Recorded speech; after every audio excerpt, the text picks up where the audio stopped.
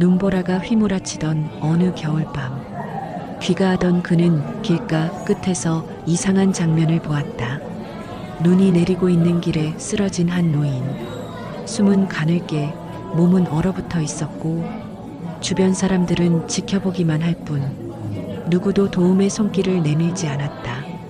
그는 주저하지 않고 달려갔다.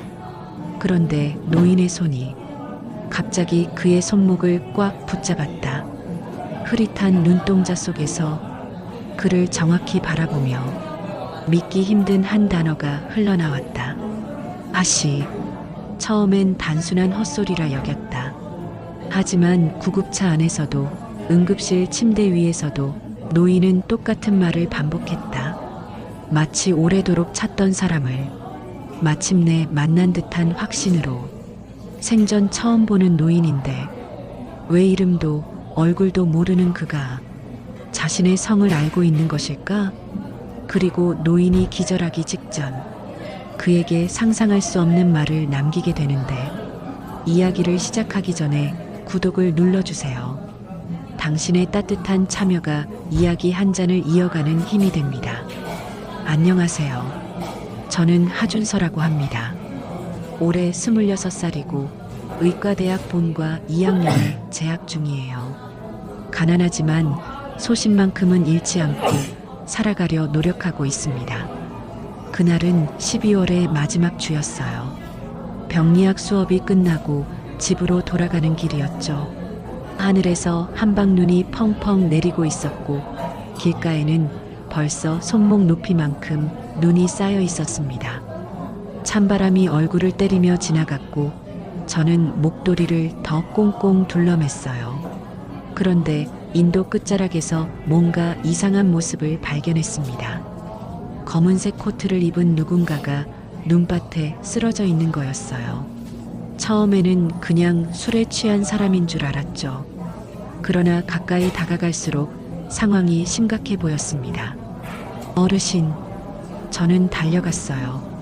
쓰러진 분은 70대 후반으로 보이는 할아버지였습니다. 얼굴이 창백했고 입술은 파랗게 질려 있었어요. 온몸이 눈에 젖어 차가워져 있었죠. 맥박을 재어보니 미약하긴 했지만 다행히 뛰고 있었습니다. 그런데 신기한 일이 벌어졌어요. 주변을 지나가는 사람들이 하나둘 모여들기 시작했거든요. 하지만 아무도 적극적으로 나서지 않았습니다. 그냥 구경만 할 뿐이었죠. 누가 119 좀 불러주세요. 제가 크게 소리쳤어요. 그제야 한 젊은 여성분이 휴대폰을 꺼내 신고를 해주었습니다. 저는 할아버지의 상태를 계속 확인했어요. 체온이 많이 떨어진 것 같았고 의식도 흐릿해 보였습니다. 할아버지, 괜찮으세요? 저 여기 있어요. 그때 할아버지의 눈이 살짝 떠졌어요. 탁하고 흐린 눈동자였지만 뭔가 저를 바라보고 있는 것 같았습니다. 입술이 달달 떨리더니 작은 목소리로 뭔가 중얼거렸어요. 하하씨. 저는 귀를 가까이 대고 들어봤습니다. 하지만 그 다음 말은 눈바람 소리에 묻혀 잘 들리지 않았어요. 다만 할아버지의 손이 제 손을 꼭 잡고 있다는 걸 느꼈죠. 구급차가 도착했어요. 응급구조사분들이 능숙하게 할아버지를 들것에 올려 실었습니다. 그런데 문제가 생겼어요. 할아버지의 신원을 확인할 수 있는 게 아무것도 없었거든요. 학생, 이 어르신과 어떤 관계세요? 응급구조사분이 물어보셨어요. 저는 솔직하게 말씀드렸죠. 길에서 쓰러져 계시는 걸 발견해서 신고한 거예요. 처음 보는 분입니다. 그럼 보호자 연락처나 신분증은요? 아무것도 없었어요. 응급구조사분의 표정이 곤란해졌어요. 그런데 그 순간 할아버지가 다시 제 손을 꼭 잡았습니다. 이번에는 더 세게 잡았어요. 맞구나. 아씨. 맞아. 또 그 말이었어요. 저는 정말 이해할 수 없었습니다. 제 성이 하시긴 하지만 이 할아버지와는 아무 관련이 없었거든요. 결국 저는 구급차를 따라 병원으로 갔어요. 의대생이니까 어느 정도 도움이 될 수도 있을 거라는 생각이었죠. 그런데 사실 그것보다는 이 할아버지를 혼자 두고 갈 수가 없었어요. 병원 응급실에 도착했을 때는 이미 밤 9시가 넘어 있었습니다. 할아버지는 응급처치를 받고 안정을 찾았어요. 의사 선생님 말씀으로는 저체온증과 탈수 증상이 있지만 생명에는 지장이 없다고 했습니다. 그런데 보호자는 어디 계세요? 담당 의사 선생님이 저에게 물어보셨어요. 저는 상황을 설명드렸죠. 의사 선생님도 곤란해 하시더라고요. 신분증도 없고 연락처도 모르면 일단 경찰서에 신고를 해야겠네요. 그때 할아버지가 깨어났어요. 저를 보더니 손짓을 했습니다. 저는 다가가서 귀를 기울였어요. 고맙다. 젊은이. 괜찮으세요, 할아버지? 이름이 어떻게 되시나요? 장명철이다. 드디어 이름을 알게 되었어요. 장명철 할아버지였습니다. 그런데 그 다음에 하신 말씀이 이상했어요. 너 하씨 집안 아이구나. 그렇지? 저는 깜짝 놀랐어요. 정말 제 성이 하씨였거든요. 그런데 어떻게 아셨을까요? 네, 맞아요. 하준서입니다. 그런데 할아버지, 저희가 아는 사이인가요? 할아버지는 미소를 지으셨어요. 그 미소가 참 따뜻해 보였죠. 아직은 모르겠지만 고마워. 그 말을 마지막으로 할아버지는 다시 잠이 드셨어요. 저는 그 자리에 서서 할아버지의 얼굴을 바라봤습니다. 왠지 모르게 평범한 분이 아니라는 느낌이 들었어요. 간호사분이 다가와서 말씀하셨어요. 학생, 늦었으니 집에 가세요.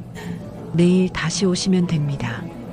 저는 고개를 끄덕였어요. 하지만 발걸음이 쉽게 떨어지지 않았습니다. 이 할아버지에게서 뭔가 특별한 기운을 느꼈거든요. 집으로 돌아가는 길, 계속 할아버지의 말이 머릿속에서 맴돌았어요. 하씨 집안 아이라는 말과 맞구나라는 중얼거림이 무슨 의미일까요? 그날 밤 저는 잠을 이루지 못했습니다. 단순한 우연이었을까요? 아니면 뭔가 다른 의미가 있는 걸까요? 아무튼 내일 다시 병원에 가서 할아버지 상태를 확인해 봐야겠다고 생각했어요. 다음 날 오후 저는 약속대로 병원을 찾았습니다. 응급실에서 일반 병실로 옮겨진 장명철 할아버지는 창가 침대에 누워 계셨어요. 창밖으로는 여전히 눈이 내리고 있었고 하얀 눈송이들이 유리창에 닿았다 사라지기를 반복했습니다. 할아버지, 안녕하세요. 저는 조심스럽게 인사를 드렸어요. 할아버지는 저를 바라보시더니 잠깐 멍한 표정을 지으셨습니다. 뭔가 기억이 나지 않는 것 같았어요.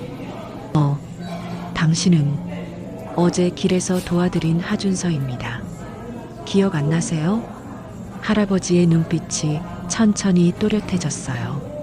그리고 나서야 고개를 끄덕이셨습니다. 아, 그래. 미안하다. 머리가 좀 흐릿해서.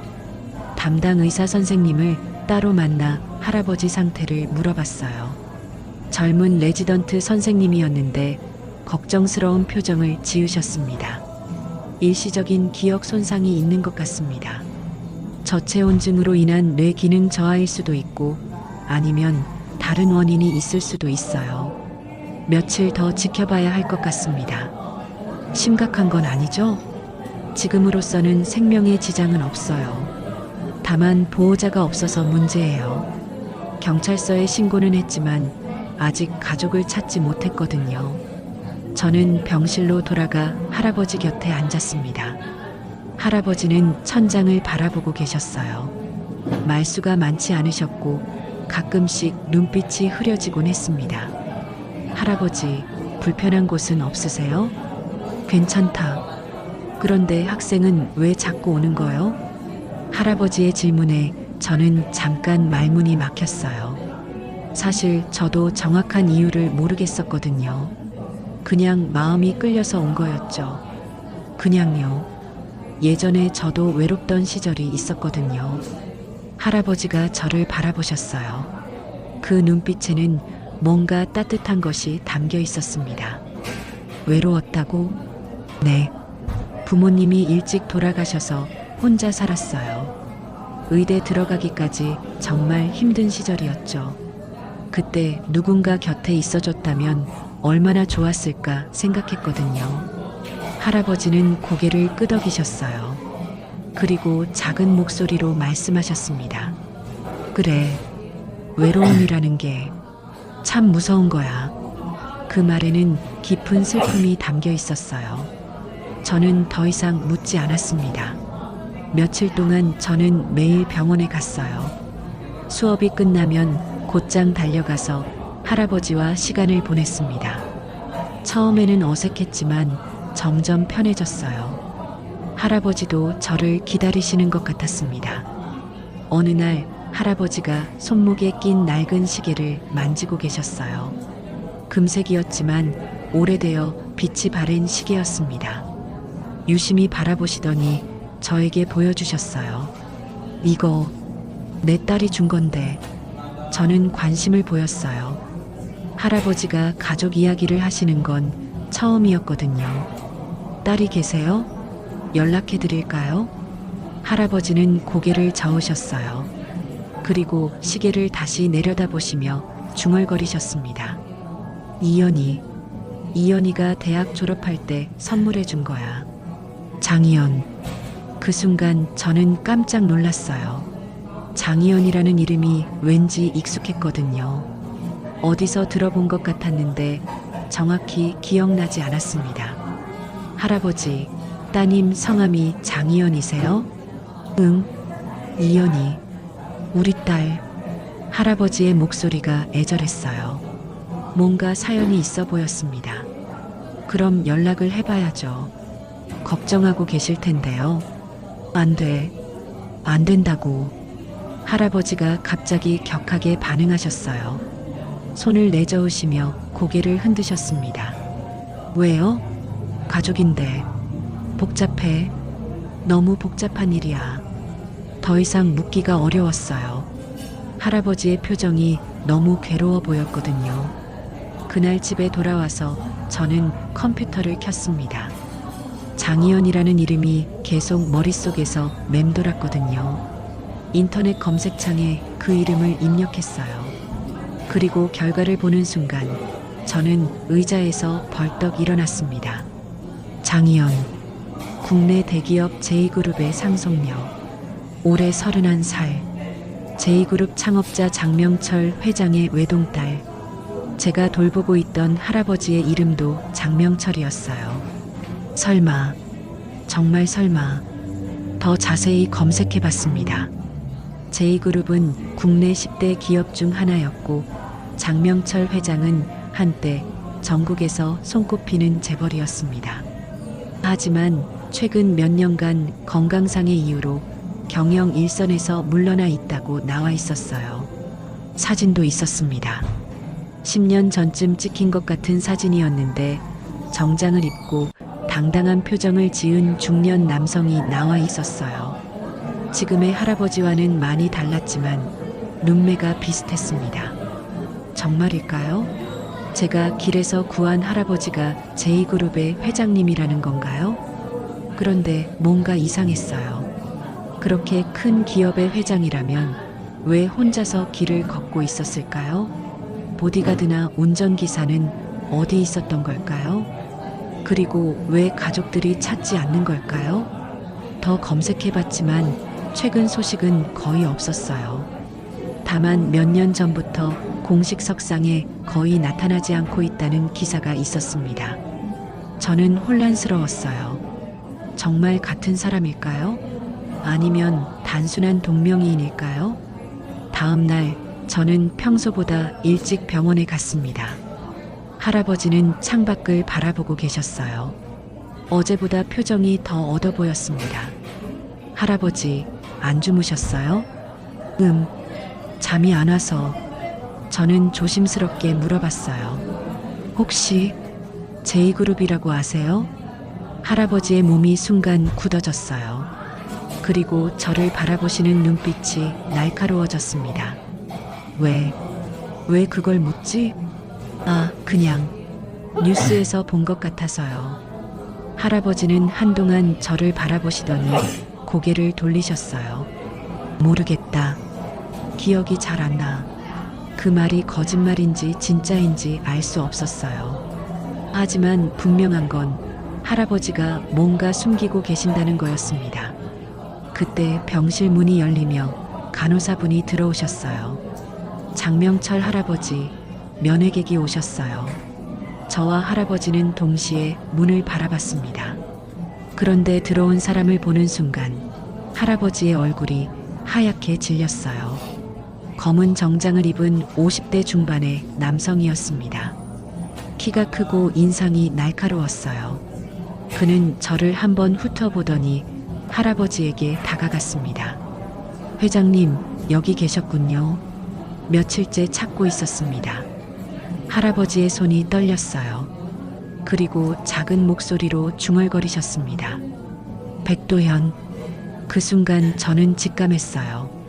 뭔가 큰일이 시작되고 있다는 걸 말이에요. 검은 정장을 입은 남성이 병실에 들어서자 분위기가 급격히 바뀌었습니다. 할아버지의 얼굴은 창백해졌고 숨소리조차 거칠어졌어요. 저는 본능적으로 할아버지 곁으로 한 발짝 다가섰습니다. 백도현. 할아버지가 떨리는 목소리로 그의 이름을 불렀어요. 백도현이라는 남성은 차갑게 미소를 지으며 할아버지를 내려다봤습니다. 회장님, 모든 분들이 걱정하고 계십니다. 특히 따님께서 많이 애태우고 계세요. 이연이가 뭐라고 했나? 빨리 집으로 돌아오시라고 하셨습니다. 회사 일도 산적해 있고요. 할아버지는 고개를 저으셨어요. 그 모습이 참 애처로웠습니다. 난 아직. 백도연의 시선이 저에게 향했어요. 날카롭고 차가운 눈빛이었습니다. 그런데 이 학생은 누구신가요? 저는 정중하게 인사를 드렸어요. 안녕하세요. 하준서라고 합니다. 할아버지가 길에서 쓰러져 계시는 걸 발견해서 병원에 모셔다 드린. 아, 그렇군요. 백도연은 제 말을 자르며 고개를 끄덕였어요. 하지만 그의 표정에는 경계심이 역력했습니다. 수고 많으셨네요. 이제 저희가 모시고 가겠습니다. 아직 의사 선생님이 퇴원 허가를 안 내주셨는데요. 그런 건 저희가 알아서 처리하겠습니다. 백도연의 말투가 점점 차가워졌어요. 저는 할아버지를 바라봤습니다. 할아버지는 제게 간절한 눈빛을 보내고 계셨어요. 잠깐만 있다가 가면 안 될까? 할아버지가 작은 목소리로 말씀하셨어요. 백도연의 얼굴이 굳어졌습니다. 회장님, 시간이 많지 않습니다. 이사회에서 기다리고 있어요. 이사회는 나 없이도 할 수 있어. 그럴 수는 없습니다. 중요한 결정들이 미뤄지고 있어요. 둘 사이의 대화를 듣고 있자니 뭔가 이상했어요. 백도연은 분명 비서라고 했는데 할아버지에게 대하는 태도가 예의에 맞지 않았습니다. 마치 할아버지를 재촉하고 압박하는 것 같았어요. 실장님, 할아버지가 아직 회복이 안 되신 것 같은데. 제가 조심스럽게 말을 꺼냈어요. 백도연은 저를 째려봤습니다. 학생이 끼어들 일이 아닙니다. 가족 일이에요. 하지만 환자의 안전이 우선 아닌가요? 안전은 저희가 책임지겠습니다. 이제 그만 가보시죠. 백도연이 제게 나가라는 신호를 보냈어요. 저는 할아버지를 다시 바라봤습니다. 할아버지는 제 손을 꼭 잡으셨어요. 준서야, 고마웠다. 그 말에는 뭔가 작별 인사 같은 느낌이 담겨 있었어요. 저는 마음이 불편했지만 어쩔 수 없이 병실을 나왔습니다. 복도에서 기다리고 있는데 병실 안에서 백도연의 목소리가 들렸어요. 회장님, 이런 식으로 도망 다니시면 안 됩니다. 회사가 어떻게 돌아가겠어요? 도망이 아니야. 난 그냥 무엇보다 따님이 걱정하고 계세요. 빨리 결정하셔야 합니다. 저는 귀를 기울여 들었어요. 뭔가 석연치 않은 대화가 오가고 있었습니다. 얼마 후 백도연이 병실에서 나왔어요. 그는 저를 보더니 차가운 미소를 지었습니다. 학생, 수고 많았습니다. 이제 저희가 모시고 가겠으니 더 이상 신경 쓰지 마세요. 할아버지 상태는 괜찮으신 건가요? 물론입니다. 최고의 의료진이 돌봐드릴 겁니다. 백도연은 그렇게 말하고 휴대폰을 꺼내 어디론가 전화를 걸었어요. 네, 찾았습니다. 지금 모시고 가겠습니다. 네, 알겠습니다. 저는 뭔가 찜찜한 기분으로 집에 돌아갔어요. 그날 밤 잠이 오지 않았습니다. 할아버지의 간절한 눈빛이 자꾸 떠올랐거든요. 다음 날 오후 저는 다시 병원을 찾았어요. 하지만 할아버지는 이미 퇴원하신 후였습니다. 간호사분에게 물어보니 어젯밤에 퇴원하셨다고 했어요. 그런데 이상했어요. 의사 선생님이 하루 이틀 더 입원하시라고 했는데 갑자기 퇴원하신 거예요. 저는 불안해졌어요. 할아버지가 정말 괜찮으실까요? 집에 돌아와 다시 인터넷을 검색해 봤습니다. 이번에는 더 자세히 찾아봤어요. 제2그룹 장명철 회장에 대한 최근 기사들을 뒤져봤습니다. 그리고 충격적인 기사를 발견했어요. 제2그룹 장명철 회장, 지난달부터 실종, 가족들 수사기관에 신고. 기사 내용을 자세히 읽어봤습니다. 장명철 회장이 한 달 전부터 행방이 묘연해졌다고 나와 있었어요. 평소처럼 집에서 나간 후 연락이 끊어졌고 가족들이 경찰에 실종 신고를 했다는 내용이었습니다. 사진도 있었어요. 몇 년 전 촬영된 것 같은 사진이었지만 분명히 제가 돌봤던 할아버지와 같은 분이었습니다. 또 다른 기사도 있었어요. 제2그룹 내부 갈등설, 경영권 분쟁 가능성 제기.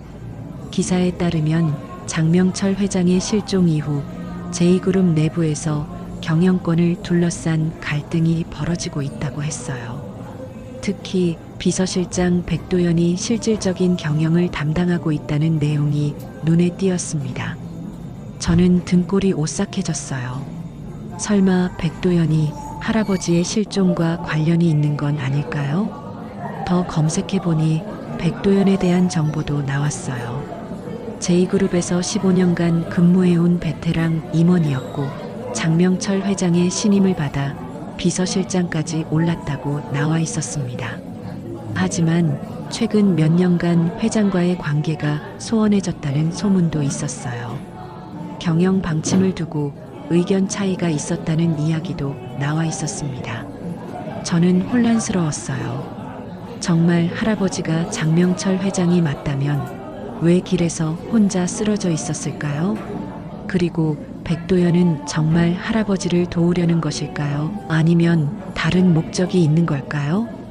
그날 밤 저는 결심했어요. 할아버지가 어떻게 지내시는지 확인해 봐야겠다고 말이에요. 제2그룹 본사 주소를 찾아 다음 날 찾아갔습니다. 강남에 있는 웅장한 빌딩이었어요. 하지만 로비에서부터 막혔습니다. 보안이 삼엄했거든요. 방문 목적이 무엇인가요? 경비원분이 물어보셨어요. 저는 솔직하게 말씀드렸죠. 장명철 회장님을 뵙고 싶습니다. 약속은 잡으셨나요? 아니요. 개인적으로 안부 인사를 드리려고. 경비원분은 고개를 저으셨어요. 약속 없이는 만날 수 없습니다. 비서실에 연락해 보세요. 저는 비서실 번호를 받아 전화를 걸었어요. 하지만 백도연의 부하 직원으로 보이는 사람이 받았고 단호하게 거절당했습니다. 회장님은 건강상의 이유로 외부 면담을 받지 않고 계십니다. 그럼 안부만이라도. 죄송합니다. 전화가 끊어졌어요. 저는 답답했습니다. 그때 제 휴대폰이 울렸어요. 모르는 번호였는데 받아봤습니다. 여보세요? 하준서 학생이죠? 남자 목소리였는데 어디서 들어본 것 같았어요. 누구세요? 백도연입니다. 잠깐 만나서 이야기 좀 하죠. 저는 깜짝 놀랐어요. 어떻게 제 번호를 알았을까요?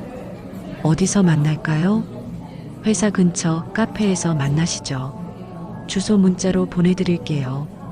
30분 후 저는 백도현과 마주 앉아 있었습니다. 그는 커피를 마시며 저를 바라봤어요. 학생, 회장님께 많은 도움을 주셨다고 들었습니다. 당연한 일을 한 것뿐이에요. 그런데 이제는 그만 거리를 두시는 게 좋을 것 같습니다. 백도연의 말투가 차가웠어요. 저는 직감했습니다.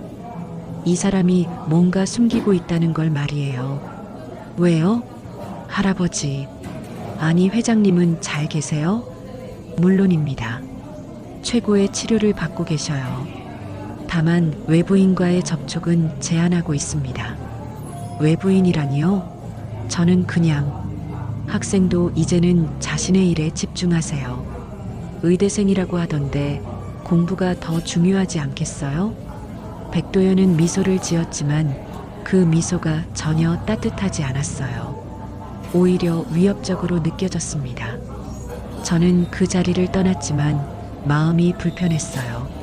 뭔가 큰일이 벌어지고 있는 것 같았거든요. 그리고 그 중심에 할아버지가 있다는 생각이 들었습니다. 백도현과의 만남 이후 저는 계속 뭔가 석연치 않은 기분이 들었습니다. 그의 차가운 경고가 자꾸만 머릿속을 맴돌았어요. 할아버지가 정말 괜찮으실까요? 아니면 뭔가 숨겨진 진실이 있는 걸까요? 며칠 후 저는 병원에 가서 할아버지가 입원했던 병실을 다시 찾았습니다. 혹시 놓친 단서가 있을까 해서였어요. 담당 간호사분께 할아버지 소식을 물어봤지만 퇴원 후 연락이 없다고 하셨습니다. 그런데 이상한 일이 있었어요. 간호사분이 작은 목소리로 말씀하셨어요. 며칠 전에 정장 입은 남자분이 와서 그 할아버지 진료 기록을 요청하시더라고요. 가족이라고 하시면서요. 백도연이라는 분이었나요? 네, 맞아요. 어떻게 아세요? 저는 가슴이 두근거렸어요. 백도연이 왜 진료 기록을 가져갔을까요? 그분이 뭘 가져가셨는지 아세요? 복사본을 요청하셨어요. 그런데 좀 이상했던 게 환자명을 바꿔달라고 하시더라고요. 바꿔달라고요? 네. 장명철에서 무용고자로 바꿔달라고 하시더라고요. 개인정보 보호 때문이라고 하시면서요. 저는 충격을 받았어요. 왜 이름을 바꾸려고 했을까요? 뭔가 숨기려는 의도가 분명했습니다. 그날 밤 저는 병원 전산실 근처를 지나가게 되었어요. 의대생이라서 병원 출입이 자유로웠거든요. 그런데 늦은 시간인데도 전산실에 불이 켜져 있었습니다. 호기심에 문틈으로 들여다봤는데 깜짝 놀랐어요. 백도연이 컴퓨터 앞에 앉아 있었거든요. 그는 병원 직원으로 보이는 사람과 함께 있었고 뭔가 급하게 작업하고 있었어요. 이 기록들 다 삭제해 주세요. 특히 이번 경위 부분은 완전히 지워야 합니다. 백도연의 목소리가 들렸어요. 저는 숨을 죽이고 들었습니다. 하지만 이렇게 하면 문제가 될 수 있는데요. 걱정하지 마세요. 책임은 제가 지겠습니다. 그리고 이건 환자 개인정보 보호를 위한 조치예요. 알겠습니다. 그럼 환자명도 무용고자로 바꿀까요? 네, 그렇게 해주세요. 저는 분노가 치밀어 올랐어요. 백도연이 할아버지의 존재 자체를 지우려 하고 있었던 거예요. 저는 용기를 내어 전산실 문을 벌컥 열고 들어갔습니다. 뭐 하시는 거예요? 백도연과 병원 직원이 깜짝 놀라며 저를 바라봤어요. 백도연의 얼굴에는 순간 당황한 기색이 스쳤지만 곧 차가운 미소로 바뀌었습니다. 학생, 이런 곳에서 뭐 하고 있어요? 제가 물어볼 말이에요. 왜 할아버지 기록을 지우시려는 거죠? 할아버지, 무슨 소리예요? 여기 무연고자 기록을 정리하고 있는 거예요. 거짓말 마세요. 장명철 할아버지 기록을 지우려는 거잖아요. 백도연의 표정이 순간 굳어졌어요. 병원 직원은 어리둥절한 표정으로 둘을 번갈아 바라봤습니다. 학생, 착각하고 있는 것 같네요. 여기는 그냥 무연고 환자 기록이에요. 그럼 왜 이름을 바꾸려고 하시는 거예요? 그분 보호자 없이 입원했지만 무연고자가 아니에요. 백도연은 한동안 저를 바라보더니 웃음을 터뜨렸어요. 그런데 그 웃음이 전혀 웃음 같지 않았습니다. 학생이 뭘 안다고 그래요? 그분 그냥 노인이에요. 기억도 제대로 못하시는. 그래도 사람이에요. 어떻게 이렇게. 이만 가보세요. 학생이 끼어들 일이 아닙니다. 백도연의 말투가 차갑게 변했어요. 병원 직원도 눈치를 보며 작업을 멈췄습니다. 저는 더 이상 할 말이 없었어요. 증거도 없었고 여기서 더 따져봐야 소용없을 것 같았거든요. 하지만 포기할 수는 없었습니다. 할아버지를 찾아야 했어요. 다음 날 저는 제2그룹 본사 근처에서 하루 종일 기다렸습니다. 혹시 할아버지를 볼 수 있을까 해서였어요. 하지만 허사였습니다. 그런데 이상한 소식을 들었어요. 의대 동기인 서아림이 제게 말해준 건데요. 준서야, 너 제2그룹 아는 사람 있어? 왜? 우리 아버지가 그러는데 제2그룹에서 뭔가 큰 변화가 있을 것 같다고 하더라. 장명철 회장이 실종된 이후로 내부에서 권력 다툼이 벌어지고 있다는데 저는 귀를 기울였어요. 하림이 아버지는 증권회사에서 일하셔서 재계 소식에 밝으셨거든요. 어떤 변화 말이야? 경영권이 넘어갈 수도 있다는 얘기야. 비서실장이 실권을 쥐고 있는데 장명철 회장의 딸과 갈등이 있다고 하더라. 그 순간 저는 깨달았어요. 백도연이 할아버지의 기록을 지우려는 이유를 말이에요. 할아버지가 살아있다는 사실이 알려지면 자신의 계획에 방해가 될 거라고 생각했던 거예요. 저는 급히 집으로 돌아가 더 자세히 알아봤습니다. 인터넷에서 장희연에 대한 정보를 찾아봤어요. 장희연, 하버드 MBA 출신, 현재 제2그룹 전략기획실에서 근무, 아버지 실종 이후 회사 경영에 적극 참여하고 있다고 나와 있었습니다. 그런데 흥미로운 기사를 발견했어요. 제2그룹 장희연 전무, 비서실장과 경영 방침 놓고 대립. 기사 내용을 보니 장희연과 백도연 사이에 심각한 갈등이 있는 것 같았어요. 특히 회사의 미래 방향을 두고 의견이 갈렸다고 나와 있었습니다. 저는 직감했어요. 할아버지가 돌아오시면 백도연의 권력은 끝날 거라는 걸 말이에요. 그래서 할아버지를 숨기려 하는 거였어요. 그런데 그날 밤 예상치 못한 전화를 받았습니다. 준서야. 낯익은 목소리였어요. 할아버지였습니다. 할아버지, 어디 계세요? 괜찮으세요? 난 기억이 돌아오고 있어. 할아버지의 목소리가 떨리고 있었어요. 무슨 기억이요? 그놈이 백도연이 날 밀었어.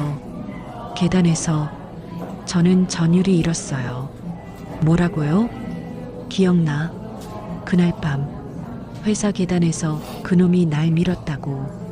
할아버지의 목소리가 점점 선명해졌어요. 내가 회사 장부를 확인하러 갔는데 그놈이 돈을 빼돌린 걸 발견했어.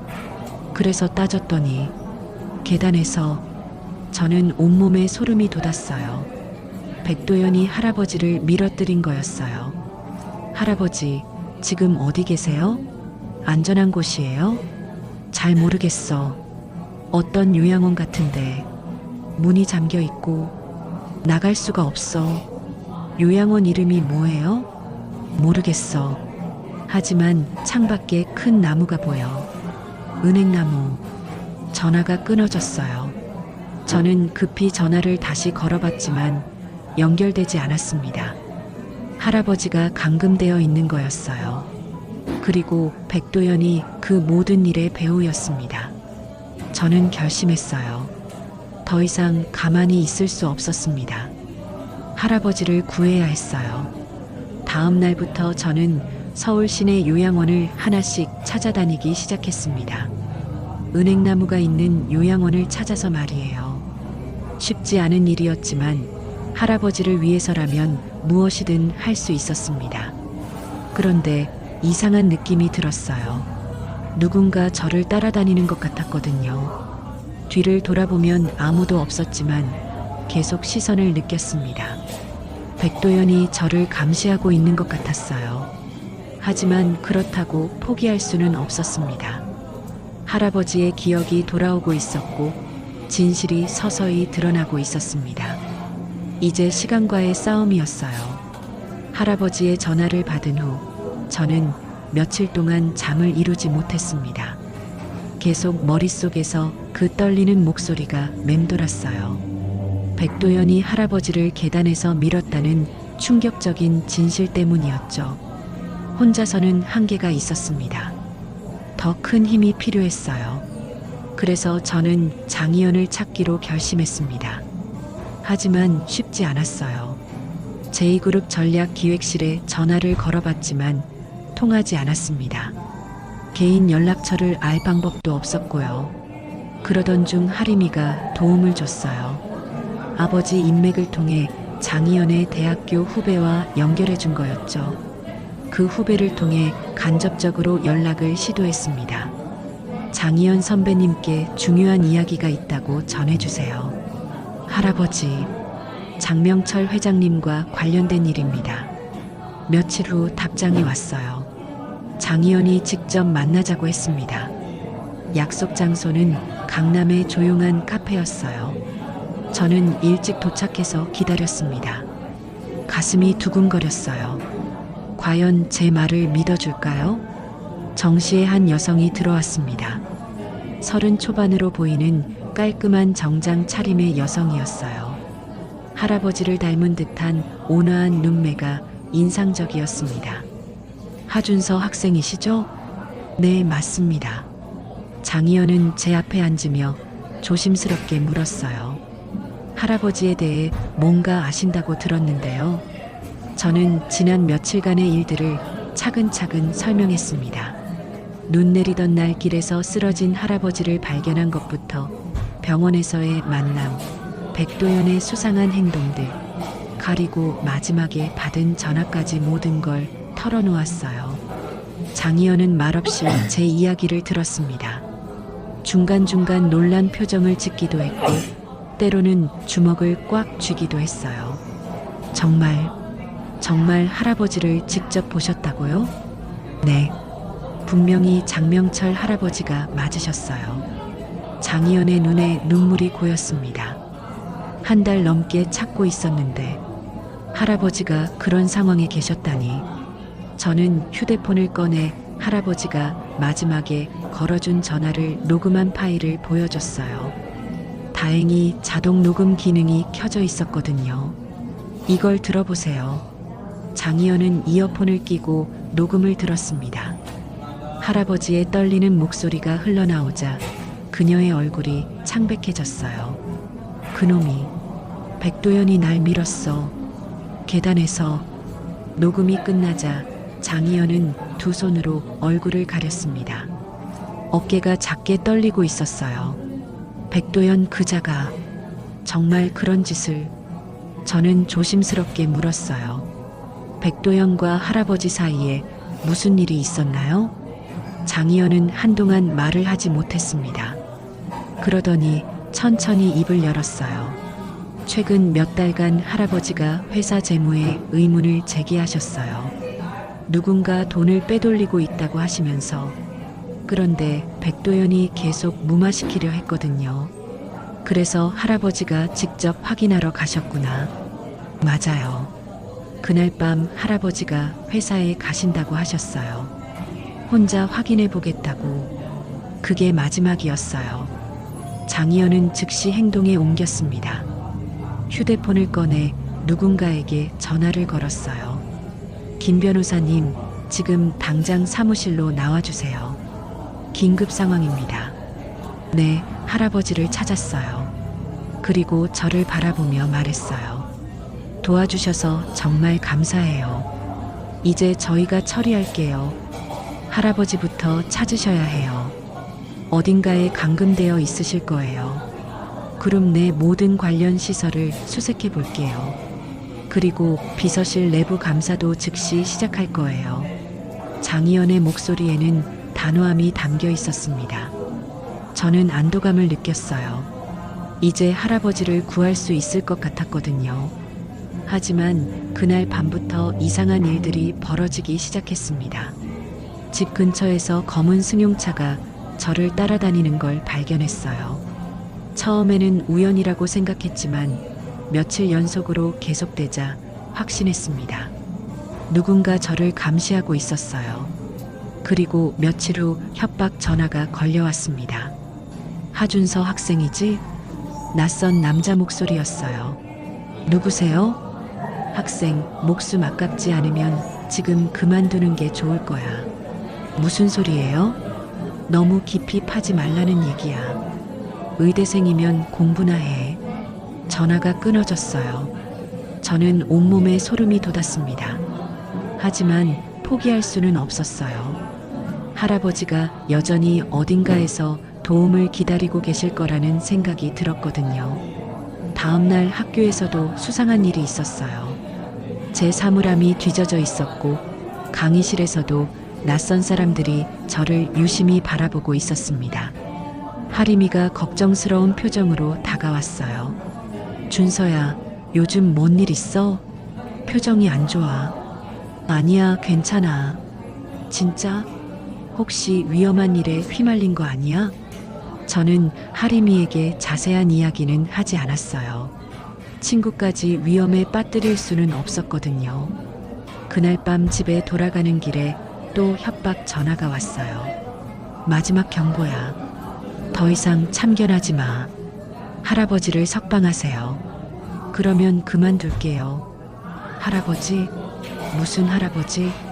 그런 사람 없어. 거짓말 마세요. 장명철 회장님이 어디 계시는지 알고 있잖아요. 학생이 착각하고 있는 것 같은데 더 이상 헛짓거리하면 정말 다칠 수 있어. 저는 무서웠지만 굴복할 수 없었어요. 진실을 덮으려는 자들 앞에선 제가 마지막까지 지켜드릴 거예요. 후회하게 될 거야. 전화가 끊어진 후 저는 한동안 멍하니 서 있었습니다. 정말 위험한 상황에 빠진 것 같았어요. 하지만 할아버지의 떨리는 목소리가 다시 떠올랐습니다. 그 순간의 절망과 고통을 생각하니 더 이상 물러설 수 없었어요. 저는 장의원에게 문자를 보냈습니다. 협박을 받고 있습니다. 하지만 끝까지 도와드릴게요. 곧 답장이 왔어요. 안전한 곳으로 피해 계세요. 곧 결과가 나올 거예요. 저는 깊은 숨을 쉬었습니다. 이제 정말 마지막 고비인 것 같았어요. 할아버지를 구하고 진실을 밝힐 수 있을까요? 장희영과 만난 지 일주일 후 드디어 연락이 왔습니다. 목소리에 흥분이 섞여 있었어요. 준서 씨, 할아버지를 찾았어요. 저는 가슴이 두근거렸습니다. 어디 계셨어요? 경기도 외곽의 한 요양원이었어요. 백도연이 가짜 신분증으로 입소시켜 놨더라고요. 지금 괜찮으세요? 네, 건강하세요. 기억도 거의 다 돌아오셨고요. 그런데 더 중요한 게 있어요. 만나서 얘기해요. 다음 날 저는 제2그룹 본사의 한 회의실에서 장희연을 만났습니다. 그녀의 얼굴에는 분노와 안도감이 동시에 어려 있었어요. 조사 결과가 나왔어요. 정말 충격적이더라고요. 장희연은 서류 더미를 제 앞에 놓았습니다. 백도연이 지난 3년간 해온 일들이에요. 처음에는 단순한 횡령인 줄 알았는데 그게 아니었어요. 서류를 넘겨보니 복잡한 금융거래 내역들이 빽빽히 적혀 있었습니다. 하지만 제가 눈여겨본 건 다른 문서였어요. 이건 뭐예요? 몇 년 전 정리해고 관련 문서예요. 할아버지가 극구 반대하셨던 사안이었는데 백도연이 강행했거든요. 저는 문서를 자세히 읽어봤습니다. 당시 경제 상황이 어려웠지만 장명철 회장은 직원들을 끝까지 지키려 했다고 나와 있었어요. 하지만 최종 결정서에는 회장의 서명이 되어 있었습니다. 이 서명이 위조된 거예요? 맞아요. 필적 감정 결과 가짜로 나왔어요. 백도연이 할아버지 몰래 서명을 위조해서 정리해고를 단행한 거죠. 저는 충격을 받았습니다. 수백 명의 직원들이 하루아침에 일자리를 잃었을 텐데 그 책임이 할아버지에게 돌아갔던 거예요. 그럼 할아버지는 그 사실을 모르셨던 건가요? 처음에는 그랬죠. 하지만 최근에 알아차리신 것 같아요. 그래서 그날 밤 회사에 오셨던 거고요. 장의원은 또 다른 서류를 보여줬습니다. 이건 더 심각해요. 차명 계좌 내역이에요. 복잡한 금융 거래들이 나열되어 있었는데 백도연이 회사 자금을 개인 계좌로 빼돌린 흔적들이었습니다. 총 얼마나 되나요? 확인된 것만 300억 원이에요. 아마 더 있을 거예요. 저는 할 말을 잃었습니다. 백도연이 단순한 비서가 아니라 조직적으로 회사를 등쳐먹은 범죄자였던 거예요. 할아버지가 이걸 알아차리셨을 때 백도연이 맞아요. 계단에서 밀어뜨린 거죠. 그리고 기억 상실을 틈타 요양원에 감금했고요. 저는 분노가 치밀어 올랐습니다. 할아버지가 얼마나 억울하고 절망스러우셨을까요? 그때 회의실 문이 열렸습니다. 장명철 할아버지가 들어오셨어요. 한 달 전 병원에서 본 모습과는 완전히 달랐습니다. 눈빛이 또렷하고 걸음걸이도 당당했어요. 준서야. 할아버지가 저를 보시며 반갑게 손을 내미셨습니다. 저는 급히 일어나 인사를 드렸어요. 할아버지, 건강하세요? 덕분에 잘 지내고 있다. 이연희한테 다 들었어. 고마워. 할아버지의 목소리에는 깊은 감사가 담겨 있었습니다. 당연한 일을 했을 뿐이에요. 당연한 일이라니. 요즘 세상에 그런 젊은이가 몇이나 되겠어? 장의원이 할아버지께 서류를 보여드렸습니다. 할아버지, 모든 증거가 나왔어요. 이제 백도연을 고발할 수 있어요. 할아버지는 서류를 차근차근 살펴보셨습니다. 얼굴이 점점 굳어졌어요. 이 자식이 정말 이렇게까지 했다니. 특히 정리해고 서명 위조 문서를 보실 때는 주먹을 꽉 쥐셨습니다. 그때 해고된 직원들 모두 내 잘못이라고 생각하고 살았는데 이제 진실을 밝힐 수 있어요. 백도연이 모든 걸 조작한 거라고요. 저는 조심스럽게 물어봤습니다. 할아버지, 그날 밤 정확히 무슨 일이 있었는지 기억나세요? 할아버지는 잠시 눈을 감으셨다가 천천히 말씀하셨어요. 회사 금고에서 장부를 확인하고 있었어. 차명 계좌 거래 내역을 발견했지. 그때 백도연이 나타났어. 그래서 추궁하셨군요. 그놈이 처음엔 잡아떼더라고. 하지만 증거를 들이밀자 태도가 돌변했어.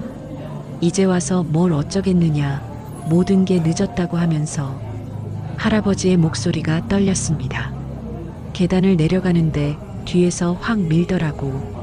그 순간 의식을 잃었어. 저는 그 장면을 상상하니 소름이 돋았습니다. 장의원이 말했어요. 이제 모든 증거를 경찰에 넘길게요. 횡령, 문서 위조, 감금 상해. 여러 혐의로 고발할 수 있어요. 할아버지가 고개를 끄덕이셨습니다. 그래야지. 그동안 억울하게 회사를 떠난 사람들을 위해서라도. 그때 할아버지가 저를 바라보시며 말씀하셨어요. 이 젊은이가 날 다시 일으켜줬다. 정말 고마워. 저는 부끄러웠습니다. 제가 한 건 별로 없어요. 그냥 당연한 일이었고. 아니야. 요즘 같은 세상에 이런 마음을 가진 사람이 몇이나 되겠어? 너 덕분에 진실이 밝혀졌고 억울한 사람들도 명예를 회복할 수 있게 됐어. 장희연도 저를 보며 감사 인사를 했어요. 정말 감사해요. 준서 씨가 아니었다면 할아버지를 영영 찾지 못했을 수도 있어요. 저는 뿌듯한 마음이 들었습니다. 할아버지를 도왔던 것이 이렇게 큰 의미가 있을 줄은 몰랐거든요. 그런데 할아버지가 갑자기 저를 유심히 바라보셨어요. 그런데 준서야, 혹시 아버지 성함이 어떻게 되지? 갑작스러운 질문에 저는 당황했습니다. 네, 하영태입니다. 그런데 왜 그러세요? 할아버지의 얼굴이 순간 놀라움으로 가득 찼어요. 그리고 잠시 말을 잃으셨습니다. 하영태, 정말 하영태라고 했나? 네, 맞아요. 그런데 혹시 아버지를 아세요?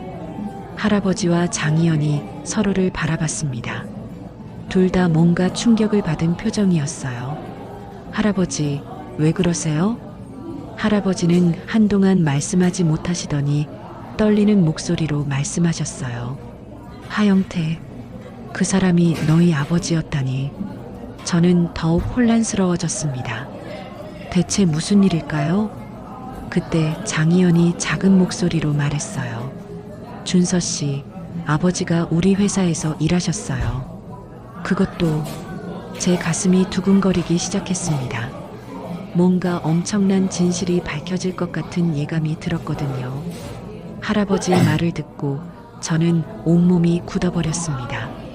하영태라는 이름을 들으니 어릴 적 기억한 조각이 희미하게 떠올랐어요. 정말 아버지를 아셨다고요? 할아버지는 천천히 고개를 끄덕이셨습니다.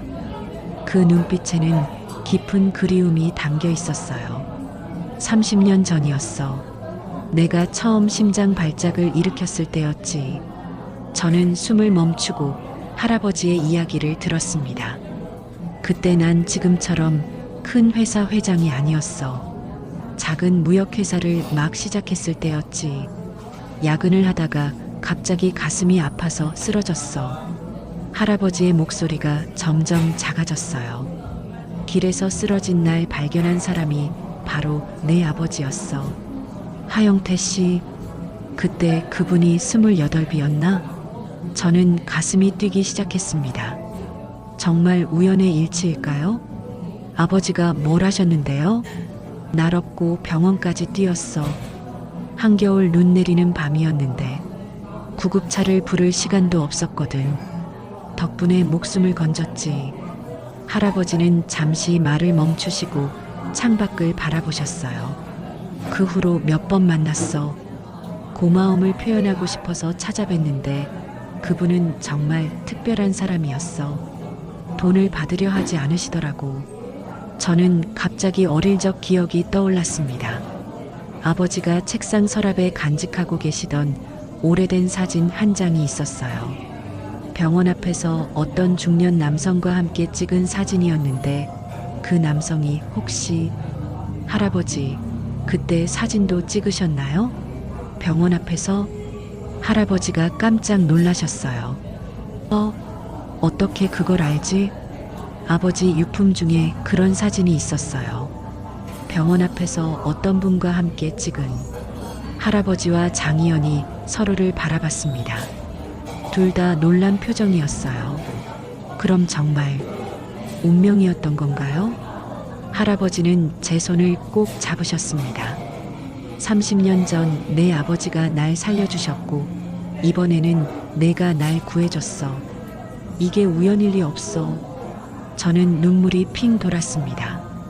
아버지가 돌아가시기 전에 가끔 말씀하시던 게 떠올랐어요. 세상에는 우연이 없다.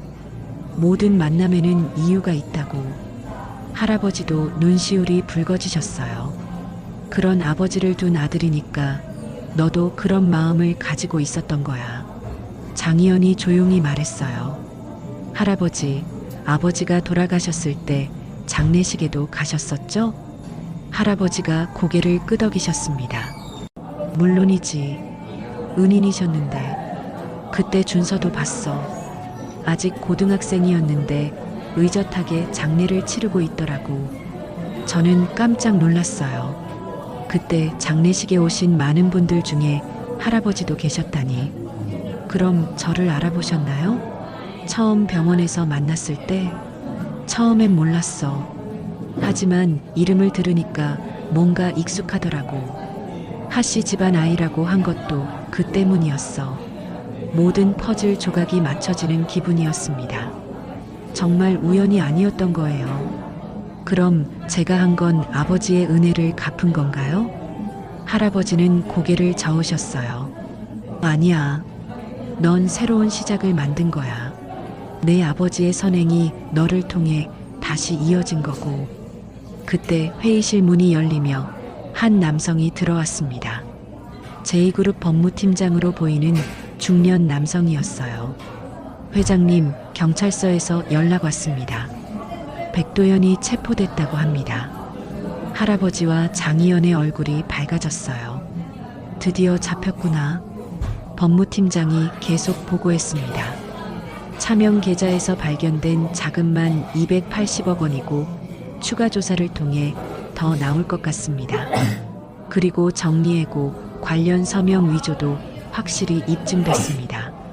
저는 안도감을 느꼈어요. 드디어 정의가 구현된 거였어요. 할아버지가 저를 바라보며 말씀하셨어요. 준서야, 정말 고마워. 너 덕분에 억울하게 해고된 직원들도 명예를 회복할 수 있게 됐어. 그분들을 다시 복직시켜 주실 건가요? 당연하지. 그리고 그동안의 피해도 보상해 줄 거야. 내 이름으로 벌어진 일이니까. 장의원이 덧붙였어요. 회사 이미지 회복도 중요하지만 무엇보다 잘못된 걸 바로잡는 게 우선이에요. 저는 뿌듯했습니다. 작은 선택이 이렇게 많은 사람들에게 도움이 될 줄은 몰랐거든요. 하지만 그때 법무팀장이 걱정스러운 표정을 지었어요. 그런데 한 가지 문제가 있습니다. 무슨 문제죠? 백도연의 사무실을 압수수색하던 중 발견된 건데 뭔가 추가적인 증거를 숨겨놓은 것 같습니다. 할아버지의 표정이 굳어졌어요. 무슨 소리야? 컴퓨터에서 삭제된 파일들을 복구해 보니 비밀계약서라는 파일명이 여러 개 나왔습니다. 하지만 내용은 확인할 수 없었어요. 장의원이 물었어요. 그럼 아직 숨겨진 게 더 있다는 얘기네요? 그럴 가능성이 높습니다. 특히 해외 계좌나 부동산 관련해서 추가 범죄가 있을 수 있어요. 저는 불안한 기분이 들었습니다. 백도연이 체포됐지만 아직 모든 게 끝난 건 아닌 것 같았어요. 할아버지가 단호하게 말씀하셨어요. 끝까지 파헤쳐야 해. 더 이상 숨겨진 진실은 없어야 한다고. 그날 밤 저는 집에 돌아가서 아버지의 유품을 다시 꺼내봤습니다. 오래된 사진첩을 뒤지다가 정말로 그 사진을 찾았어요. 병원 앞에서 젊은 아버지와 중년의 남성이 함께 찍은 사진. 그 남성이 바로 젊은 시절의 장명철 할아버지였습니다. 사진 뒷면에는 아버지의 글씨로 이렇게 적혀 있었어요. 1994년 12월. 선행은 언젠가 돌아온다.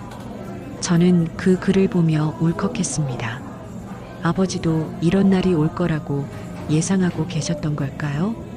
하지만 한편으로는 걱정도 됐어요. 법무팀장이 말한 추가 증거들이 무엇일까요? 백도연의 범죄가 생각보다 더 클 수도 있었거든요. 그리고 무엇보다 아직 백도연의 공범들이 있을 수도 있었어요. 혼자서 이런 큰 범죄를 저질렀을 리는 없었거든요. 다음 날 아침 뉴스에서 백도연 체포 소식이 나왔습니다. 하지만 동시에 불안한 소식도 들려왔어요. 백도연이 구속되기 전에 누군가와 긴 통화를 했다는 거였어요. 혹시 증거인멸을 지시한 건 아닐까요? 저는 장의원에게 연락을 취했습니다. 혹시 추가 조사 결과 나온 게 있나요? 아직은 없어요. 하지만 경찰에서 국정감사를 요청했다고 하네요. 아마 더 큰 수사로 번질 것 같아요. 정말 끝이 아닌 시작이었습니다. 하지만 이번에는 두렵지 않았어요. 진실이 밝혀지고 있었고 정의가 승리하고 있었거든요. 무엇보다 아버지의 선행이 30년 만에 다시 꽃을 피우고 있다는 생각에 가슴이 뿌듯했습니다. 백도연이 체포된 지 한 달 후 모든 것이 정리되기 시작했습니다. 장명철 할아버지는 공식적으로 제2그룹에 복귀하셨고 기자회견을 통해 그동안의 진실을 밝히셨어요. 지난 한 달간 많은 분들이 걱정해 주셨습니다. 저를 구해준 한 의대생 덕분에 진실이 밝혀질 수 있었습니다. 할아버지는 저를 언급하지 않으셨지만 저는 텔레비전을 보며 뿌듯한 마음이 들었어요. 며칠 후 장의원으로부터 연락이 왔습니다. 준서 씨, 할아버지께서 만나자고 하세요. 다시 제2그룹 본사를 찾았을 때 할아버지는 예전의 당당한 모습으로 돌아가 계셨어요. 넓은 회장실에서 저를 맞아주셨습니다. 준서야, 그동안 어떻게 지냈어? 공부하느라 바빴어요. 할아버지는 미소를 지으시며 서류 봉투 하나를 건네주셨어요. 이걸 받아라. 뭔가요? 장학금 지원서야. 의대 졸업할 때까지 모든 학비와 생활비를 지원할 거야. 저는 깜짝 놀랐어요. 아, 이런 건 정말 받을 수 없어요. 받아야 해. 내 아버지한테 갚지 못한 은혜가 있거든. 할아버지의 말씀에 저는 더 이상 거절할 수 없었어요. 감사합니다. 정말 좋은 의사가 되겠습니다. 그래, 내 아버지처럼 사람을 구하는 의사가 되길 바란다. 장의원도 여러 가지 변화를 만들어냈어요. 그룹의 윤리 경영을 대대적으로 선언하고 의료계 지원도 확대했습니다. 특히 제가 다니는 의대에도 새로운 장학 제도를 만들었어요. 할아버지의 뜻을 이어받아 더 나은 세상을 만들고 싶어요. 그녀의 말에는 진심이 담겨 있었습니다. 백도연의 재판도 시작됐어요. 횡령, 문서 위조, 감금 상해 등 여러 혐의로 기소됐고 언론에서는 연일 관련 소식을 보도했습니다. 저는 다시 평범한 의대생의 일상으로 돌아갔어요. 수업을 듣고 실습을 하고 시험을 준비했습니다. 하지만 예전과는 다른 마음가짐이었어요. 한 사람을 구하는 일이 얼마나 큰 의미를 가지는지 깨달았거든요. 그렇게 2달이 흘렀습니다. 어느 날 밤 기숙사에서 공부를 마치고 돌아왔는데 책상 위에 작은 봉투가 놓여 있었어요. 누가 놓고 간 건지 알 수 없었습니다. 봉투를 열어보니 메모리 카드 하나와 편지가 들어 있었어요. 편지의 내용은 이상했습니다. 하준서 학생에게, 회장이 당신을 믿는 건 알지만 그는 아직 모든 걸 말하진 않았습니다. 진실을 알고 싶다면 이 파일을 확인해 보세요. 저는 혼란스러웠어요. 아직 숨겨진 진실이 더 있다는 건가요? 메모리 카드를 노트북에 꽂았습니다. 파일이 하나 있었는데 실행하자 검은 화면에 글자 한 줄이 떠올랐어요. 하영태 사건을 검색하시오. 저는 가슴이 두근거렸습니다. 아버지와 관련된 사건이 따로 있다는 건가요? 인터넷을 검색해봤지만 하영태 사건이라는 키워드로는 아무것도 나오지 않았어요. 그런데 갑자기 노트북 화면에 새로운 창이 떴습니다. 1994년 12월 15일 하영태 교통사고 사건, 비공개 처리. 저는 숨이 막혔어요. 아버지가 교통사고로 돌아가셨다는 건 알고 있었지만 비공개 처리됐다는 건 처음 듣는 이야기였어요. 더 자세한 내용이 나타났습니다. 장명철을 구한 후 일주일 뒤 발생한 사고, 가해 차량 미확인, 목격자 없음. 저는 온몸에 소름이 돋았어요. 설마 아버지의 죽음이 단순한 교통사고가 아니었다는 건가요? 파일 마지막에는 이런 문장이 있었어요. 선행에는 대가가 따를 수 있습니다. 당신도 조심하세요. 저는 컴퓨터를 끄고 한동안 멍하니 앉아 있었습니다. 아버지와 할아버지의 만남, 그리고 제가 할아버지를 구한 일이 정말 우연이었을까요? 아니면 30년 전부터 시작된 더 큰 이야기의 일부였던 걸까요? 창밖으로 눈이 내리기 시작했습니다. 처음 할아버지를 만났던 그날처럼 말이에요. 저는 깊은 숨을 쉬었습니다. 아직 끝나지 않은 이야기가 있는 것 같았어요. 하지만 두렵지 않았습니다. 아버지처럼 그리고 할아버지처럼 옳은 일을 해나가면 된다고 생각했거든요. 세상에는 우연이 없다고 아버지가 말씀하셨던 것처럼 모든 만남에는 이유가 있을 테니까요. 저는 의대 교과서를 펼쳤습니다. 무슨 일이 기다리고 있든 우선 좋은 의사가 되는 게 먼저였어요. 그것이 아버지와 할아버지에 대한 가장 큰 보답이라고 생각했습니다. 하지만 마음 한편으로는 계속 궁금했어요. 정말 아직 밝혀지지 않은 진실이 더 있는 걸까요? 눈은 계속 내렸고 새로운 이야기의 시작을 알리는 것 같았습니다. 진실은 언젠가 모습을 드러내는 법이다. 그때까지 기다릴 뿐이야. 아버지가 생전에 자주 하시던 말씀이 떠올랐습니다. 아마 그때가 되면 모든 걸 알 수 있을 거예요. 그럼 오늘 이야기는 여기까지입니다. 끝까지 들어주셔서 감사합니다. 영상을 시청해주신 모든 분들 고맙습니다. 구독과 좋아요 부탁드립니다.